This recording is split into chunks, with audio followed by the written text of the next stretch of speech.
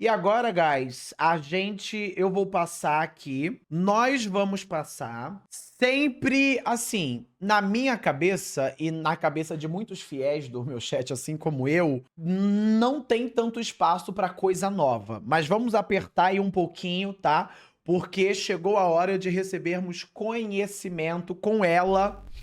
Ele, né, na verdade, ele é bissexual, mas é ele ainda. O pronome dele é ele dele. Revoltinha, aprenda o que torna um draft ruim ou bom. Vamos lá. A primeira coisa, anota aí. Draft bom, Zyra Jungle. Toma-lhe. Realmente torna um draft bom ou ruim, e Vamos como ver. isso pode te ajudar a entender os jogos competitivos e fortalecer suas escolhas na solo queue. Antes de irmos para alguns exemplos, vamos entender a estrutura por trás de um draft. Primeiramente, temos dois lados, o azul e o vermelho, com a Sim. fase de escolhas e banimentos sendo divididas em duas partes, tendo a segunda após o terceiro pique feito pelo lado vermelho. Cada um tem suas peculiaridades, vantagens e desvantagens. O lado azul tem o primeiro banimento e o primeiro pique da primeira fase de bans, enquanto o lado vermelho tem o último banimento e o último pique da primeira fase. Já na segunda fase, o lado vermelho tem o primeiro banimento e o primeiro pique, enquanto o lado azul tem o último banimento, finalizando com o primeiro e último pique sendo do lado vermelho nessa fase. Agora, vamos aos fatos. Geralmente, o lado azul se beneficia pegando um champion forte antes do lado vermelho, mas se a fase de banimentos não for coerente o suficiente, você acaba dando outros piques fortes para o time vermelho, já que no momento que você pega um pique, eles respondem pegando dois, que podem ser dois piques fortes que chamamos de power picks pro lado vermelho. A fase de banimento e de escolhas acaba sendo unificada nesse formato, uma preparando o terreno para outra. O lado vermelho sempre... Qual lado vocês mais preferem em termos de draftar? Eu prefiro o red side, sabia? A menos que o blue side esteja muito roubado e tenha, tipo, muitos piques roubados no patch. E daí, tipo, o que acontece?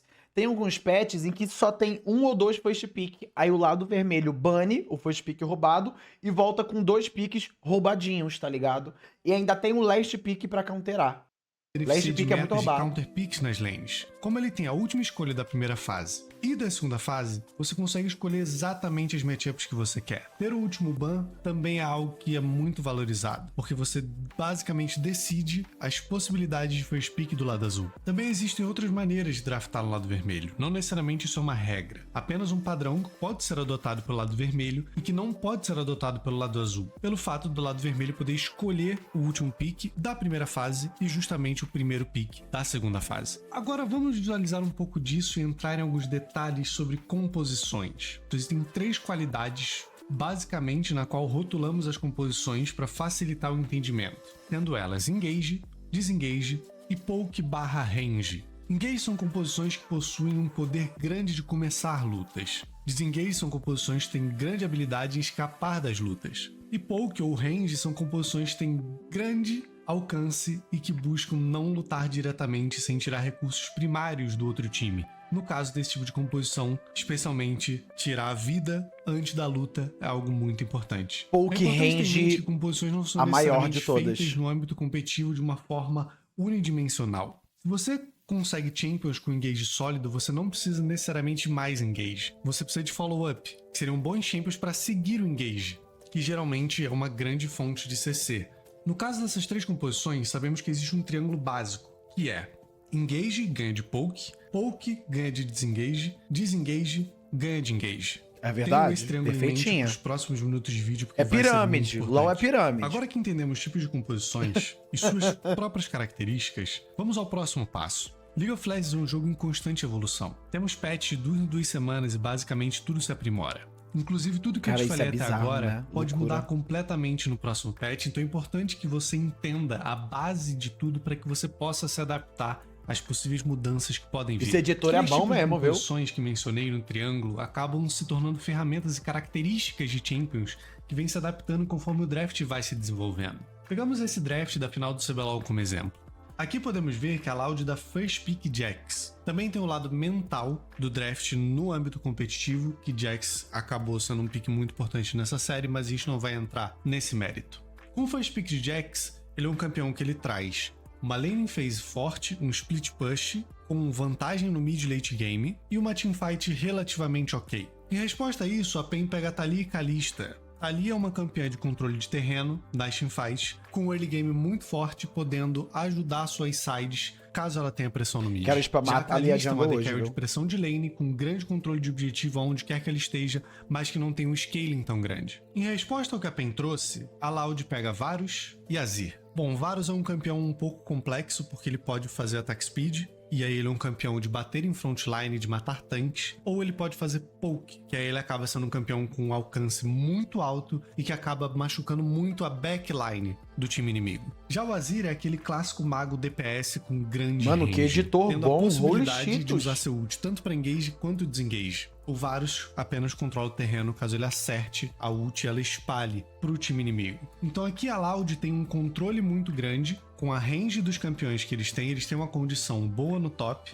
uma lane phase sólida mid, uma lane phase sólida bot, que não perde o que a PEN trouxe até esses dois picks, e que tem uma crescente muito boa no jogo, que são campeões que escalam muito bem. Como eu mencionei para vocês, a PEN acaba espelhando o draft.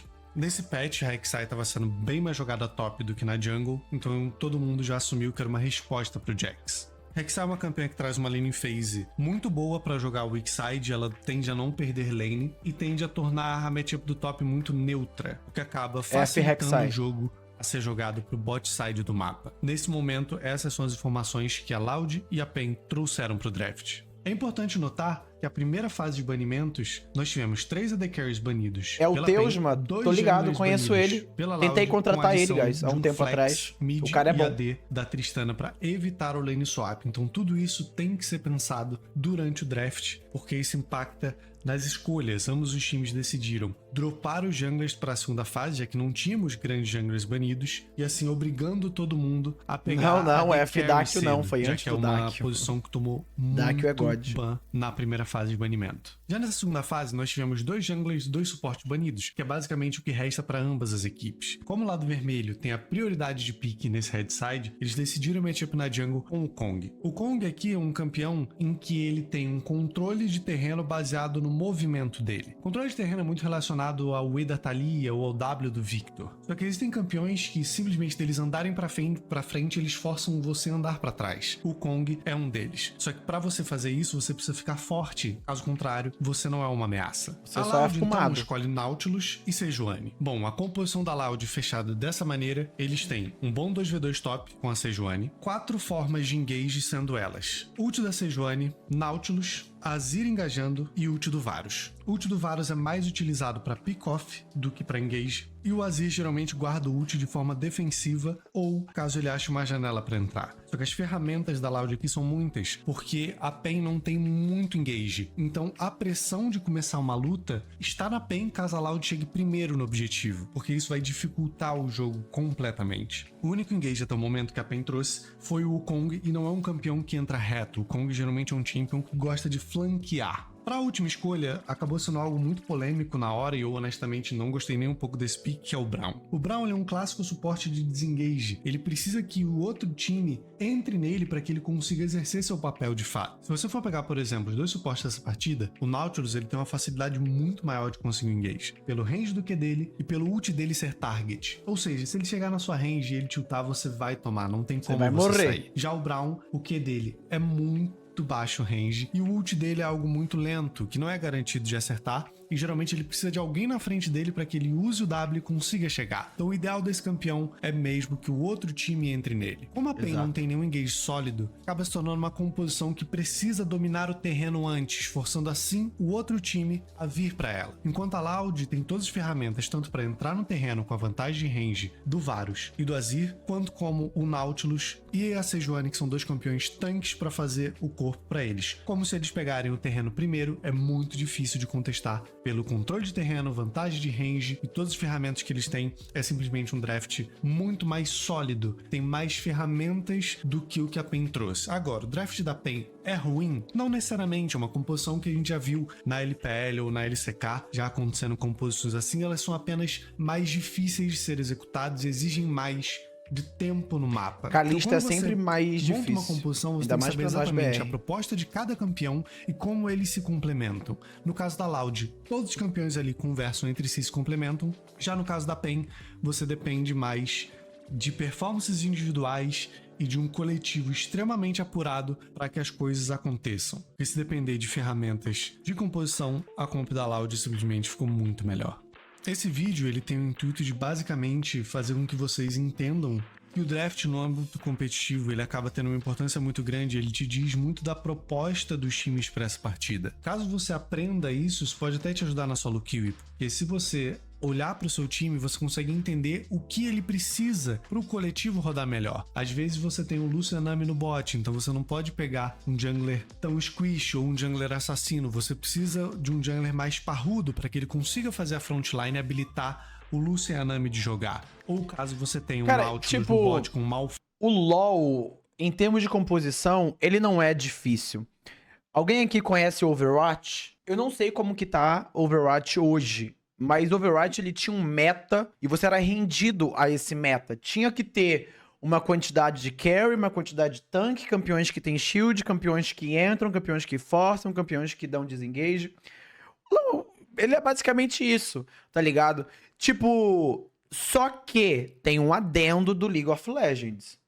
O LoL, ele é uma coisa que a composição, tipo, a composição segue o jogador. Não necessariamente o jogador segue a composição. Por exemplo, eu acho o Jax foi pick uma merda, mas o robô picou e ele carregou, tá ligado? Porque a performance dele vem primeiro do que necessariamente o potencial daquele campeão específico num draft, num geral, saca? Tipo, por exemplo, a gente tem muitos casos aqui de jogadores que, mano, eles priorizam o campeão que é mono-champion deles, o campeão é uma merda, mas é com aquele pique que o cara consegue performar, tá ligado? Em termos de draft, Evaldo tá completamente certo isso daqui. Ele disse tudo certinho, mastigadinho para a gente. Então, o ideal é você o quê? Se você tem um tanque top e jungle, o seu mid AD e sup precisam ser carry, tá ligado? Você ter um top, um caçante, jungle uma Sejuani e o seu suporte pega um Nautilus e o seu AD carry pega alguma outra coisa, whatever, uma merda, entendeu? Se tem tanque, top e jungle, aí é o momento do seu suporte counterar o suporte inimigo. Com uma Senna, uma Soraka, mais o que, guys? Alguma coisa de... não necessariamente dano, mas de carry sup, tá ligado? Milho, Lulu, entendeu? O próprio Pyke, Serafine, mediante a matchup daí, tá ligado? É a hora do mid laner, porra, se eu tenho tanque top sup, eu pego um Azir, que é uma fonte de dano, pego uma Cassiopeia, pego uma fonte de dano clara, entendeu? O LoL, ele é bem isso. Caso você queira ter uma composição boa na sua solo kill, ou na sua flex, ou no seu competitivo, é mais uma parada de equilíbrio. Por exemplo, peguei uma Gwen top. A Gwen é uma campeã muito fraca. Se eu pego um campeão fraco jungle, essa Gwen, ela não joga. Acabou o jogo dela. O fim, tá ligado? Agora, eu tenho uma Gwen top, eu pego um campeão forte jungle pra eu defender a Gwen, é o que ela precisa. Porque muitas das vezes o laner, ele não quer que você vá até lá matar, porque não tem como. Como você dá um gank ou um dive e mata numa lane de Gwen? A Gwen não seta nada. A mesma coisa um Victor mid. Um Victor mid, ele é uma desgraça. Você não ganka pra um Victor, você passa até lá, dá um daninho no mid laner inimigo, dá um cover para ele, dá um counter gank, ajuda ele a puxar o wave caso seja necessário e mete pé. Tá ligado? É dessa forma. Fit no top você pega um jungler com mais dano, que não necessariamente tem engage, já que você não precisa de mais engage do que isso. Então não só isso vai te ajudar a entender mais sobre o League of Legends e como ele é jogado no competitivo, mas também pode te ajudar na sua solo kill. Se você assistiu o vídeo até aqui, eu queria agradecer mais uma vez. Se vocês puderem deixar o feedback, o like, se inscrever no canal, seria eternamente grato. Até a próxima, um beijo. Aprenderam aí, guys? Alguma dúvida? Eu respondo. Quantos anos de experiência precisa para ter essa noção? Gabes, depende. Você já é inserido dentro do LoL? Aí é pouco. Agora, para um cara que não é inserido dentro do LoL, ele aprender sobre runa, campeões, macro, micro, etc. Mano, muito tempo. Para quem, para quem não aprende, para quem não é inserido, 1 ano. 1 ano. Porque depende do seu tempo, né? Caso você passe 10 horas no computador, aí é um mês, tá ligado? Aí é um mês. Um mês não, vai uns 3 meses por aí. Não, acho que mais. É porque aprender sobre todos os campeões, todas as runas, todos os itens e depois ainda começar a falar sobre macro, ai, muito mais tempo. Muito mais tempo. Isso você sendo nerd, tá ligado? O LoL, ele é um jogo teoricamente fácil, principalmente em comparativo ao LoL, ao Dota, perdão, comparado ao Dota. Mas o LoL tem umas complexidades que são muito complexas e muito cabulosas, tá ligado? Muito cabulosas. A parada de macro, ela é complexa, porque o LoL, guys, ele não é uma receita de bolo. Ele não é tipo, faça Y, Z, B, A, D e parabéns, você ganha. Não. A cada circunstância, a cada campeão, a cada tomada de atitude do time inimigo, a cada tomada de atitude dos seus laners, o jogo ele vai se alterando, tá ligado? Complexidades complexas, exatamente, muito complexa. Tá descrevendo qualquer jogo multiplayer? Ok, ok, mas eu não menti. Mas eu não menti.